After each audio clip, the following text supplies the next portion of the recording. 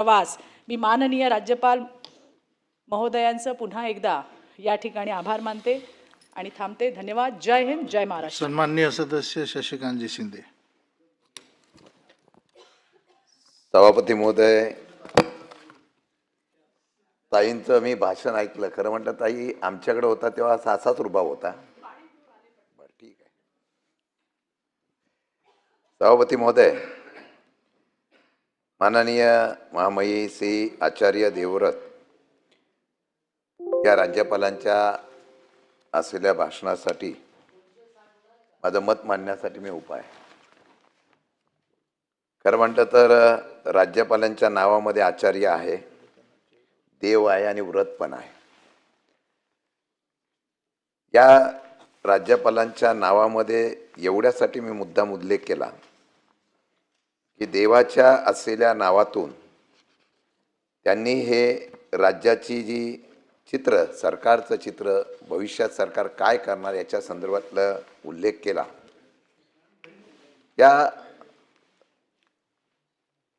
देवाच्या साक्षीने आपण ज्यावेळेला ही मुद्दे आणि हे मुद्दे मांडले त्याचा उल्लेख प्रवीण भाऊंनी केला, चित्राताईंनी आता त्यांचं समर्थन केलं. महायुतीचं सरकार आलं आणि ते सरकार करताना मी मगाशी भाषणामध्ये बघतोय की प्रत्येकजण आपापल्या नेत्याचं कौतुक करतोय, पण संयुक्तिक सरकारचं कौतुक करताना मला कुठं दिसलं नाही. महाराष्ट्राच्या विकासाला जी अडचण आहे ती महाराष्ट्राची इतर राज्याची स्पर्धा व्हावी, सत्तेमधल्या नेत्यांची आपापसातली स्पर्धा महाराष्ट्राला प्रगतीवर नेते का अशा प्रकारची शंका उपस्थित होते. सभापती महोदय, राज्यपालाच्या भाषणामध्ये अनेक मुद्द्यांचा उल्लेख केला गेला. या सर्व गोष्टीच्या संदर्भात उद्योगधंद्याच्या बाबतीमध्ये बरंच बोललं गेलेलं आहे. दावोसचा करार किती हजार कोटीचा झाला, किती हजार कोटीचा केला गेलाय याचा उल्लेख केला. एका गोष्टीवर इथं चर्चा करण्यासाठी एक मुद्दा मांडतोय की केंद्राच्या सरकारने अमेरिकेशी जो करार झाला त्याचा परिणामाचा महाराष्ट्रावर काय परिणाम होणार याचा कुठेही उल्लेख झाला नाही. आपण पण सभापती म्हणून त्या ठिकाणी बसलेलात, परंतु ज्यावेळेला आपण बोलत होता की औद्योगिक दृष्टिकोनातून आपण किती करार केले याचा उल्लेख केला, सोनाईचा उल्लेख केला. खरं म्हटलं तर सोनाई राजकारणामध्ये सत्तेचा वापर केल्यानंतर उद्योगपती सुद्धा कसे आपल्याकडे वळवायचे याचं जिवंत उदाहरण कुठं पाहायचं असेल तर महाराष्ट्रामध्ये पाहता येतं. म्हणजे सदाभाऊ त्याला मान्यता देतील. काय तुमचं नाव का? सोनाईचे माने काल कसे गेले याचा जर उल्लेख बघायचा झाला तर विकासाच्या मुद्द्यात आम्ही त्यांना उद्योगपती म्हणून त्यांना दावोसला नेला आणि तिथून त्यांचा प्रगती करण्यासाठी त्यांना संधी दिली महाराष्ट्रातला माणूस म्हणून. पण त्याच असलेल्या सोनाईच्या मालकाला राजकारणामध्ये यावं म्हणून ज्या पद्धतीने दबाव सत्तेचा वापर केला हे सुद्धा महाराष्ट्राने पाहिलेलं आहे. म्हणून सदाभाऊ, आपण शेतकरी नेते आहात. या भाषणामध्ये शेतकऱ्यांसाठी किती चांगले मुद्दे आहेत याचा आपण उल्लेख कराल, तुम्हाला बोलणार आहात. मला एकच उल्लेख करावा लागतो, दावोसचा करार सातत्याने बोलतोय, पण या असलेल्या चर्चेमध्ये महाराष्ट्रातल्या असलेल्या उद्योगधंद्याच्या आणि महाराष्ट्राच्या सर्वसामान्य ग्रामीण भागातला अर्थव्यवस्था सांभाळणाऱ्या शेतकऱ्यांच्या संदर्भात परिणाम काय होणार याच्या संदर्भातला खुलासा करत असताना अमेरिकेच्या टॅरिफ कराराच्या बाबतीमधला मुद्दा मी इथं उपस्थित केला. अनेक मुद्दे त्या ठिकाणी चर्चेला आले. या करार झाल्यामुळे काय फायदा होणार आहे, काय तोटा होणार आहे. माझ्या माहितीप्रमाणे देशाची स्वातंत्र्यता, आजही भारताची जी काय स्वातंत्र्यता आहे ती भारताची स्वातंत्र्यता संपली काय अशा प्रकारचं चित्र सध्या पाहायला मिळतंय. त्यात महाराष्ट्रातल्या अनेक लोकांनी या देशाला प्रगती करण्यासाठी, महाराष्ट्रातल्या अनेक शूर जवानांनी या देशाच्यासाठी आहुती दिली, प्राणपणाला लावले, त्या देशाची आता स्वतंत्रता राहिली का? हे परराज्याच्या बरोबर परराष्ट्र बाजूची जे आहेत, ज्यांना आम्ही स्वतंत्र केलं, ते बांगलादेश, नेपाळपासून अनेक राष्ट्र आता आम्हाला या ठिकाणी आव्हान देण्याचा प्रयत्न करतात. तशातच आंतरराष्ट्रीय स्तरावर जे करार होतात, त्या कराराचा परिणाम महाराष्ट्रामध्ये काय होतो याच्या बाबतीमधली चर्चा सुद्धा या राज्यपालाच्या भाषणामध्ये येणं गरजेचं होतं. अमेरिकेच्या बरोबर झालेला करार हा कृषीच्या माध्यमातून ज्यावेळेला होतो तेव्हा अनेक शंका उपस्थित होतात, ज्याचा उल्लेख, ज्याची चर्चा केंद्रामधल्या असलेल्या लोकसभेच्या ज्या अधिवेशनामध्ये निघाली. माझं आज स्पष्ट म्हणणं आहे की ह्या महाराष्ट्राची ओळख एक चांगल्या प्रकारचं राज्य, अर्थव्यवस्थेला चालना देणार राज्य कोणाचं असेल तर बळीराजाचं म्हणून आहे. अमेरिकेच्या असलेल्या करारामुळे उद्या हा शेतकरी अडचणीत येतो का?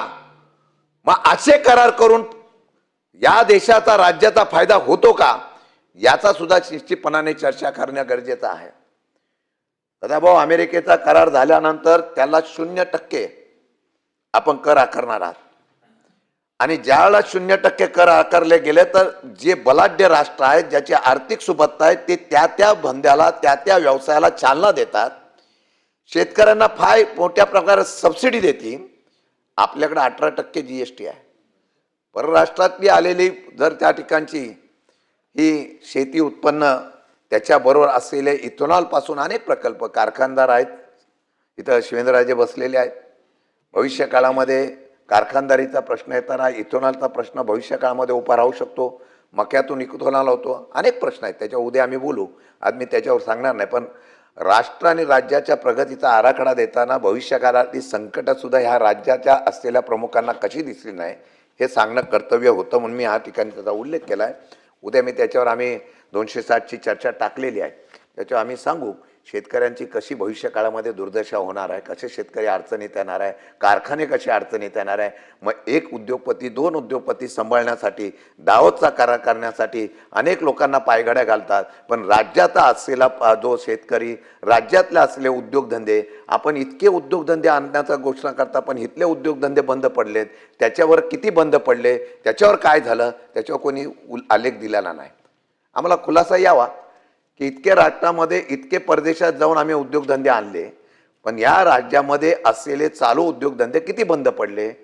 मग औद्योगिक क्षेत्रामध्ये ज्या पद्धतीने घसरण झाली त्याची जबाबदारी कोण घेणार आहात का नाही, त्यासाठी ते चालू राहावे, त्यांना काही वेगवेगळ्या सुविधा देणार याच्या बाबतीमध्ये चर्चा करणार आहात का नाही, अशा प्रकारचा प्रश्न उपस्थित होणार आहे.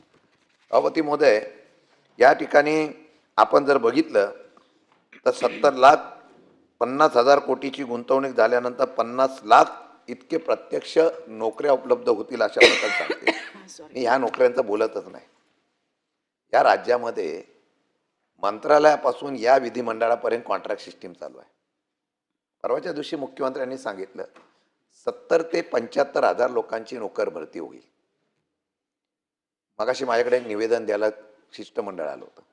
काय त्यांनी शिष्टमंडळ सांगितलं की पोलिसांची भरती चालू आहे, पोलीस भरतीमध्ये अनेक तरुण आपला त्या स्पर्धेमध्ये उतरत असताना काही 2-3 लोकांचा जीव पण गेला, काही लोक उंचीने कमी झाली. मला आश्चर्य वाटलं. एका बाजूला आपण ही चर्चा करतो, त्यावेळेला आपण त्याला निकष लावतो, तीच पोलीस मधली भरती नाकारलेली मुलं त्याच पोलिसांच्या असलेल्या जागेमध्ये सिक्युरिटीच्या असलेल्या कॉन्ट्रॅक्टमधून त्यांना तिथं संधी दिली जाते. मग तुम्ही या परीक्षा कशाला घेता?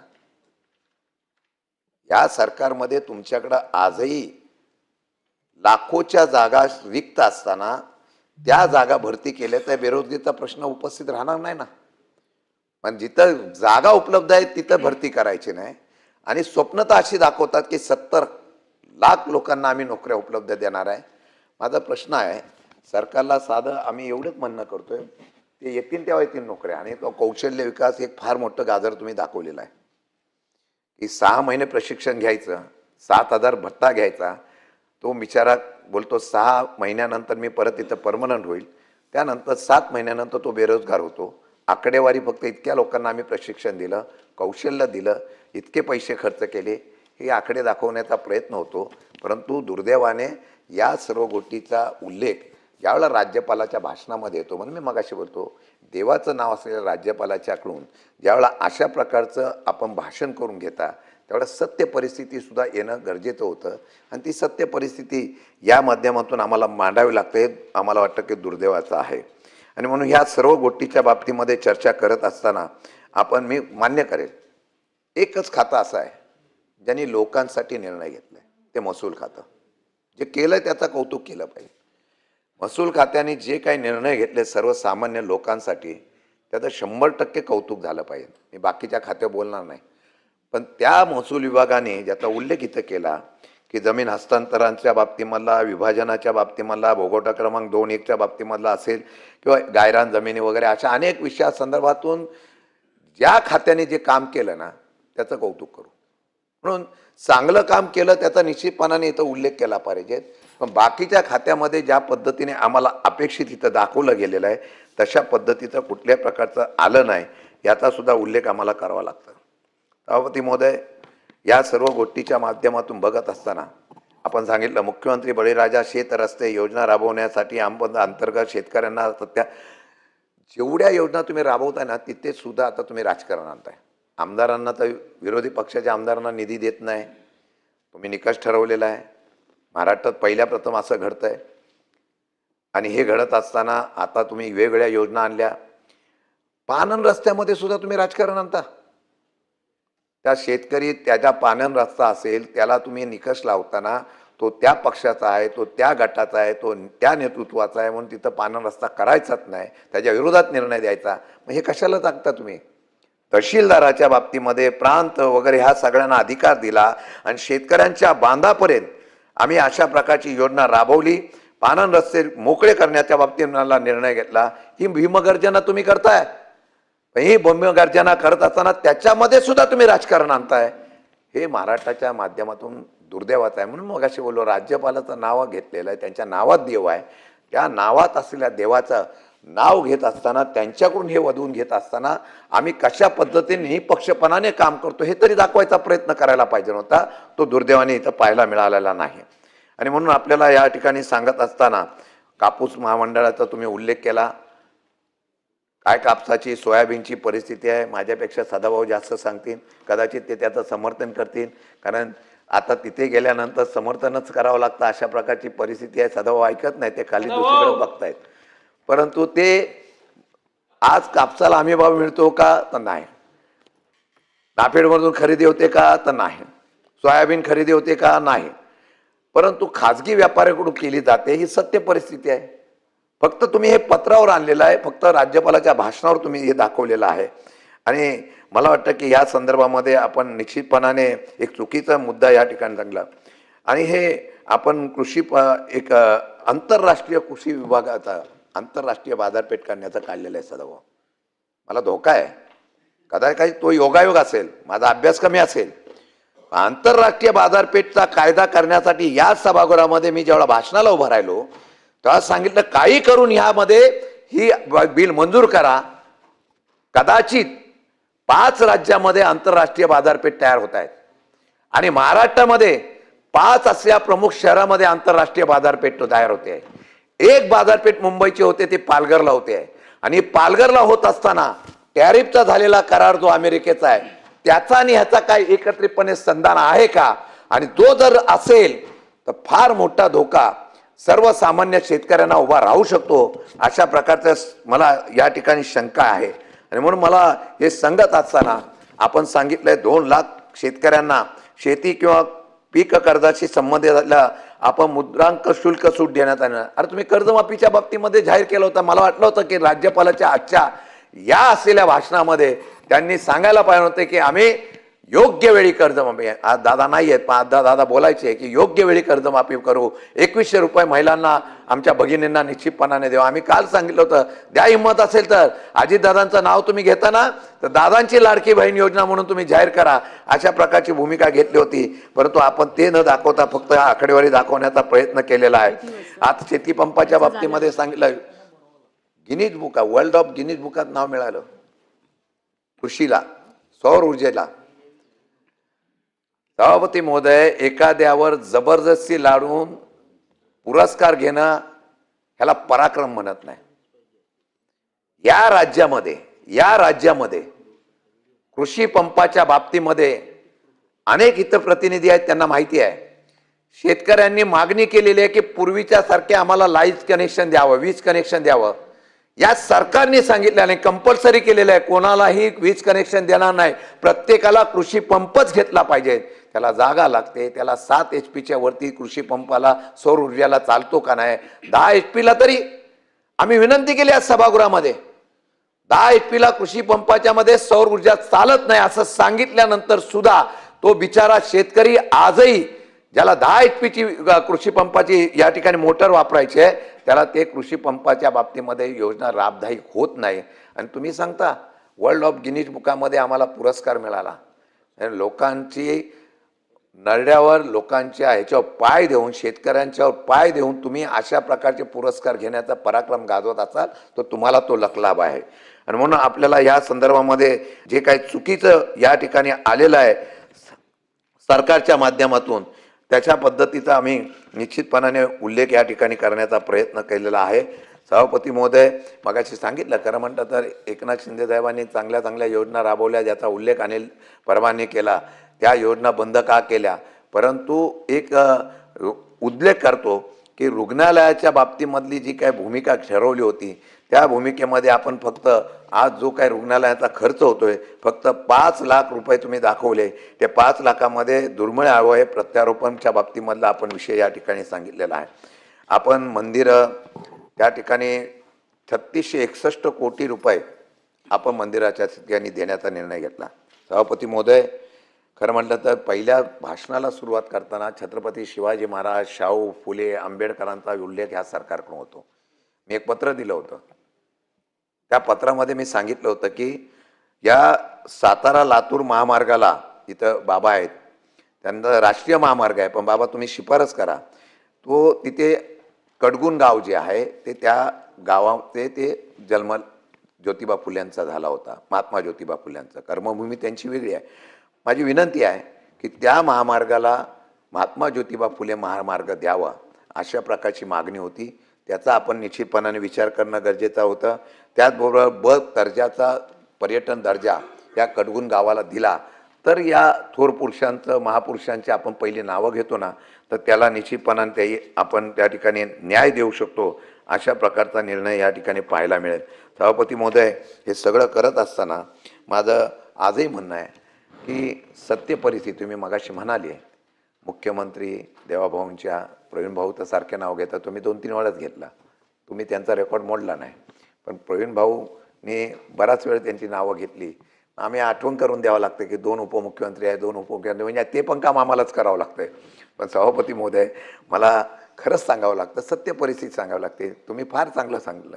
कदाचित चित्राताईंना तिथलं त्यांचं काम करायला लागतं, पण चित्राताई तुमच्या महिलावर अत्याचार झाले, कायदा सुव्यवस्था निर्माण झाला की या चित्रताई महाराष्ट्रात आम्ही बघितल्या होत्या. त्या चित्रताई समर्थन करतात, म्हणजे समर्थन करतात म्हणजे कसं आपण राज्य कसं चांगलं चाललेलं आहे, काय परिस्थिती आहे आज राज्यामध्ये, ज्या पद्धती अशांतता आहे ना, रोज कुठं ना कुठेतरी दंगली होत आहे, रोज कुठं ना कुठंतरी वेगळ्या प्रकारचा दातेभेद होतो. पक्षाची लोक, पक्षाची धर्माची वेग घेऊन ज्यावेळेला एका ठिकाणी जाऊन धार्मिकते निर्माण करतो, सत्तेमध्ये असलेले लोक ज्यावेळेला अशा पद्धतीचा विचार करतात ना, त्याला आवर घालणं गरजेचं आहे. सरकार म्हणून जेव्हा आम्ही बसतो ना, मुख्यमंत्री असो, उपमुख्यमंत्री असो, सरकार असो, सरकार जेव्हा बसतं ते निपक्षपणाने सर्व समाजाला घेऊन जाणारं असलं पाहिजे. ज्यावेळेला सरकारमधलीच मंडळी माझं सरकार आहे, माझ्या पाठीमागं आहे, कोणी काही करू शकत नाही, अशा प्रकारची भावना निर्माण होते, त्यावेळेला कायदा सुव्यवस्था निर्माण होतो, मग धाडस वाढतं. किती मुलींवर अत्याचार होतो, किती महिलांवर अत्याचार होतो, किती गुन्हे झाले आहेत, किती मगाशी सकाळी खुनाचा विषय झाले, किती गुन्हे होत आहेत. कार्यकर्ता विरोधात आहे म्हणून त्याला मारण्याचा होतो. ही सर महाराष्ट्र सरकारचं किंवा महाराष्ट्र राज्याची कायदा सुव्यवस्था असेल आणि त्याच्या बाबतीमध्ये जर चांगल्या प्रकारचा विषय असेल, बेरोजगारीचा प्रश्न आहे, राज्य आर्थिक संकटात आहे का आहे, 78,000 कोटी कंत्राटदाराची देणी बाकी आहे, तरीसुद्धा आम्ही टेंडर काढतोय, तरीसुद्धा आपण वेगवेगळ्या प्रकारच्या योजना देतोय, इतक्या योजना देतोय. आणि राज्य सरकारच्या राज्यपालाच्या भाषणामध्ये सांगितलं आम्ही काय काय करणार आहोत. मला वाटतं की पैशाचं नाटक कोणाला करता येणार नाही. आणि ही सत्य परिस्थिती आहे. आपण नुसतं 7 लाखाचे 9 लाखापर्यंत कर्ज वाढवतोय. म्हणजे कर्ज काढून दिवाळी साजरा करण्याचा प्रयत्न या महाराष्ट्रामध्ये पहिल्या प्रथम आम्ही बघतोय. पण ते कर्ज काढल्यानंतर ते कोणासाठी व्हावे? ठीक आहे ना, तुम्ही मगाशी सांगितला पुण्याचा फार अवघड आहे. 30-30 तास लोक जर एका ठिकाणी राहत असतील, थांबावं लागत असेल, कुठली प्रगती आम्ही बघितली? आवश्यक असेल तिथे करा ना. बुलेट ट्रेनला आम्ही खर्च करतोय, मी त्याच्या विरोधात नाही. नाही महाराष्ट्रामध्ये बुलेट ट्रेन गुजरातवरून येते म्हणून आम्ही विरोध करतोय असं नाही आहे. पण आवश्यक कुठे पाहिजे त्याला खर्च कुठे केला पाहिजे ना. मला ग्रामीण भागातल्या रस्त्यांचं सांगावं, माझ्या ग्रामीण भागातल्या शेतकऱ्यांचं सांगावं, माझ्या ग्रामीण भागातल्या असलेल्या लोकांचं सांगावं, तरुणांचं सांगावं, बेरोजगारीबद्दल सांगावं, त्यासाठी कुठं खर्च केलेला आहे, त्यासाठी भविष्यामध्ये काय करणार हे राज्यपालाच्या भाषणात मला कुठं दिसलं नाही. आकडेवारी फार सांगितली जाते आणि आकडेवारीमध्ये सत्य परिस्थिती कधी आपल्याला हे करत नाही. आणि म्हणून या सर्व गोष्टीच्या बाबतीमध्ये फार वेगळ्या प्रकारे नवीन धोरण मला कळलं. परवाच्या दिवशी सांगितलं अजून एक वेगवेगळ्या योजना येतात. आता मला कळलं की नवीन आपण आरोग्य समृद्ध ग्राम योजना अशा प्रकारचा एक प्रस्ताव तुम्ही नवीन दिलेला आहे. त्याची 5 कोटी रुपये मुख्यमंत्री समृद्ध पंचायत राज म्हणून 5 कोटी रुपये आपण जाहीर केले. त्यामध्ये आरोग्य वगैरे आलेलं आहे. आणि मला वाटतं की तुम्ही एकदा आमच्यावर फिरायला या. ग्रामीण भागामधला असलेल्या कॅन्सरचे प्रमाण एवढा का वाढलं याच्यावर कधीच संशोधन झालं नाही. आम्ही AIची भूमिका करतोय, AIचं संशोधन सांगतो, परंतु शुद्ध पाणी याचं काय होणार आहे? घनकचरा, ड्रेनेज याचं काय होणार आहे? प्रदूषणावर सकाळी चर्चा झाली, तुम्ही बघितलंय. बाकीच्या सगळ्या गोष्टीवर आम्ही चर्चा करतो, पण ज्यावेळेला आरोग्याच्या बाबतीमध्ये स्पर्धा लावतो त्या स्वच्छता वगैरे सगळं आलं, पण पाणी कुठून आणणार? तेच केमिकल, तेच पाणी, तीच शेती, त्यातून मिळणार आहे. याच्यावर कोण कंट्रोल करणार आहे? याला सरकारने करणं गरजेचं आहे. आम्ही फक्त बक्षीस योजना देतो. या योजना देताना सुद्धा ते निपक्षपानाने होतील का नाही याच्याबद्दल शंका आहे. मला वाटतं की या सर्व गोष्टीचा चर्चा करतानाचे चित्र आम्हाला पाहिजे. तुम्ही अजून किती कर्ज काढणार? आता उद्या अर्थसंकल्प येईल, अर्थसंकल्पामध्ये काय काय शिस्त लावणार ते बघू. पण शिस्त आता तुमच्या हातात राहिलेली नाही. तुम्हाला सरकार चालवायचं आहे आणि विशेषतः हे सरकार चालवताना 3 पक्षाच्या लोकांना घेऊन चालवायचं आहे. त्यामुळे किती शिस्त, अजितदादासारखा शिस्तीचा माणूस होता ना, ज्यांच्याकडे आम्ही जात होतो त्यावेळेला सरकारमध्ये असताना, ते म्हणायचं काय एवढी कामं तिजोरी काय खुली करायची काय, संपून टाकायची का? अजिबात देणार नाही. त्याच अजितदादांनी एवढ्या या सर्व विकासाला गती देताना त्यांना कशा पद्धतीने तारेवरची कसरत करावी लागली असेल ते आता आम्हाला कळतंय.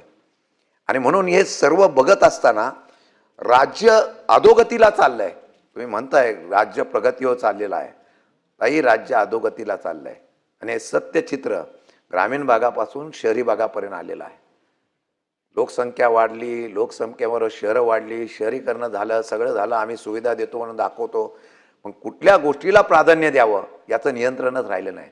प्रत्येक खात्याला वाटतं की मला एवढे कामं आलीच पाहिजे, तुमच्या हातामध्ये राहिलेलं नाही. आणि ते करत असताना सुद्धा धाडस वाढायला लागलेलं आहे. धाडस एवढं वाढलेलं आहे की 5 रुपयाचं काम 20 रुपयाला दाखवतात. सरळ सरळ तिजोरीतून पैसे काढण्याचा धंदा आहे. आणि मग त्यामधून पैसे काढण्याचा नवीन पण, आणि ते पैसे आता इथपर्यंत नाही, मंत्रालयापर्यंत पोचलं. म्हणजे शिस्त किंवा धमक धाक जो पाहिजे तो राहिला नाही. त्यामुळे राज्य फार, आम्ही सांगतो छत्रपती शिवाजी महाराज, शाहू फुले आंबेडकरांचं राज्य आहे. आणि ह्या विचाराच्या माध्यमातून बघताना आज या राज्यामध्ये अशांतता आहे का? आहे. या राज्यामध्ये जिल्ह्यामध्ये वाद निर्माण होतो का? होतोय. तो करण्याचा प्रयत्न होतो आणि तो करण्यासाठी आपली राजकीय फोडी बाजायची यासारखे विचार ज्या वेळेला प्रेरले जातात तो महाराष्ट्र आम्ही कधी पाहिला नव्हता. तुम्हाला चित्ररथाला, या दिल्लीमध्ये चित्ररथाला पहिला नंबर मिळाला असेल, पूर्वी सुद्धा मिळाला होता, त्याचा कधी उल्लेख या राज्यपालाच्या भाषणात आला नव्हता. आज आला. तर आम्ही कसं केलं हे दाखवण्याचा तुम्ही प्रयत्न करता. तिथं पारितोषिक मिळालं, पण महाराष्ट्रातली सध्याची पारितोषिक जर बघायला गेलं इतर राज्यापेक्षा, नाही चांगलं बोललो ना मी, चांगलं म्हणालो, पण त्या राज्याचं पारितोषिक मिळालं तो राज्य तसा आहे का याच्यावर मी बोलतोय. अजिबात नाही आहे. राज्य अशांततेत गेलेलं आहे.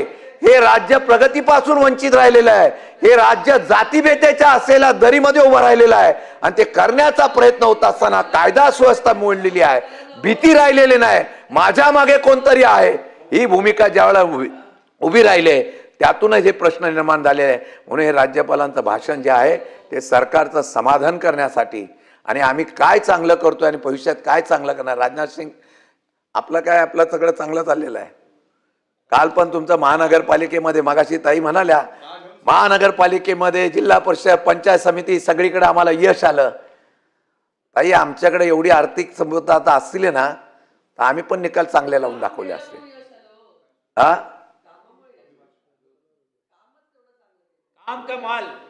आता आचारसंहिता लावायची उद्या. न आर्थिक व्यवस्था करता निवडणूक होऊन द्या आणि बॅलेट पेपर होऊन द्या. काम चांगलं असेल, तुम्हाला निवडून दिलं तर आम्ही उभं राहणार नाही. आई, भाव काय? 5,000, 10,000, 15,000. अरे निवडून आलेला सदस्य, मगाशी भाऊ म्हणत होते, निवडून आलेला सदस्य सुद्धा आमच्याकडे राहील का नाही शंका आहे.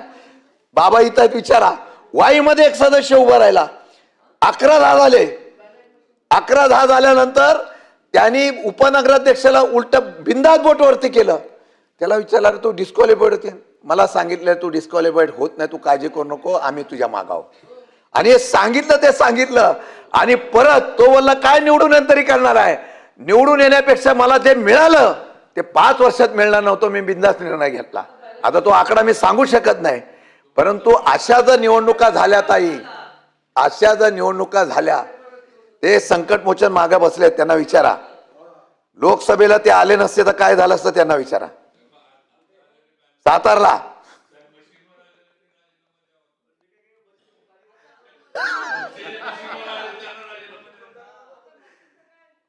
तर ते बरोबर आहे बाबा, तसं बरोबर नाही बाबा, तुम्ही सरळ निवडणूक केली आहे, मी नाही बोलत नाही, पण तुम्ही पण मान्य करताना काय काय चाललंय, काय काय नाही चाललंय. त्यामुळे ताई, महानगरपालिका मुंबई असं कुठे कामावर आलेलं असं नाहीये, काही नाही. बघा, त्याच वेळेला वेगवेगळे प्रश्न निर्माण केले. जाती धर्म, भेद धर्म हे महाराष्ट्रात कधी नव्हतं. आम्ही सांगतो चव्हाण साहेबांचा महाराष्ट्र, यशवंतराव विचारांचा महाराष्ट्र, छत्रपती शिवाजी महाराज, शाहू फुले आंबेडकरांचा महाराष्ट्र. हल्ली त्या महाराष्ट्रामध्ये शोधावं लागतं की हे विचार आहेत का नाही.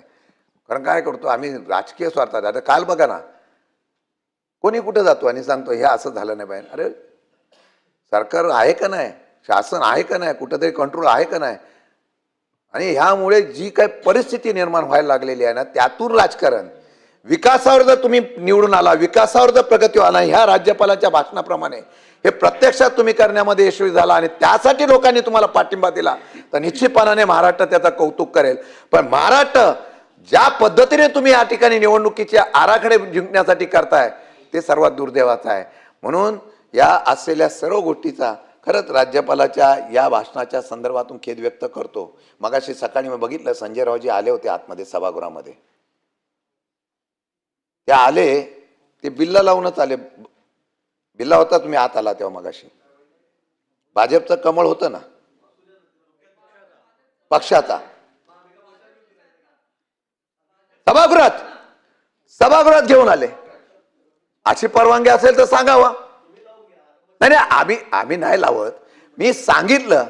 म्हणजे किती प्रेरणा असते की त्यांना विसर पडला की सभागृहात गेल्यानंतर सुद्धा हे चिन्ह काढायला पाहिजे. हा, अहो, कार्यक्रमातून येऊन दे. ते कार्यक्रम करतात म्हणून, ते कार्यक्रम करतात भाजपचा, म्हणजे विरोधकांचा कार्यक्रम करतात म्हणून त्यांना इथं बसवलेला आहे.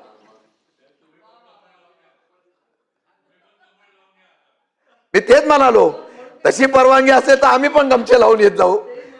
पण ही प्रथा, हे विसर पडत चाललेला आहे. म्हणून मला वाटतं की हे उगीच जे चित्र निर्माण केलं जातं हे सगळं दाखवण्याचं, हे चुकीचं आहे. राज्य गरिबांचं राहिलेलं नाही, राज्य सरकारचं राहिलेलं नाही, राज्य शेतकऱ्यांचं राहिलेलं नाही आणि राज्य सर्वसामान्य जनतेचं राहिलेलं नाही. म्हणून तरुणांचं राहिलं नाही. पण हा उद्रेक होईल, कधी ना कधी हा इतका उद्रेक होईल. अनेक राष्ट्रामध्ये झाला, वेळ यावी लागते. त्यामुळे मला वाटतं मनसेचे प्रमुख म्हणाले राज ठाकरे की काय बोलतात ते, काय म्हणाले ते, हा, त्यावेळा ते तशा पद्धतीने कमरपट्टा नाही आणि काय डिस्प्ले डेट असते, एक्सपायर डेट असते, तशी एक्सपायर डेट कधीतरी होईल. आणि मला वाटतं की आज त्या निमित्ताने का होईना ही सुरुवात होईल आणि म्हणून ह्या राज्यपालाचं जे भाषण आहे त्या राज्यपालाच्या भाषणावर मी खेद व्यक्त करतो आणि मला वाटतं की हे आम्ही जे सांगितलेलं हे सत्य जनतेला निश्चितपणाने कळलेलं आहे. फक्त एकच आहे, 2 दिवसाचा खेळ होतो, तिथं थोडंसं गडबड होते, परंतु तरीसुद्धा यातूनही जनता पाठीमागं आमच्या उभं राहते हा विश्वास आहे. आणि मला वाटतं की या महाराष्ट्रामध्ये तशा प्रकारचा विश्वास निर्माण करण्याचा प्रयत्न भविष्यकाळामध्ये जनताच करेल हा इच्छा व्यक्त करतो आणि थांबतो. धन्यवाद. संजय खोडकेजी.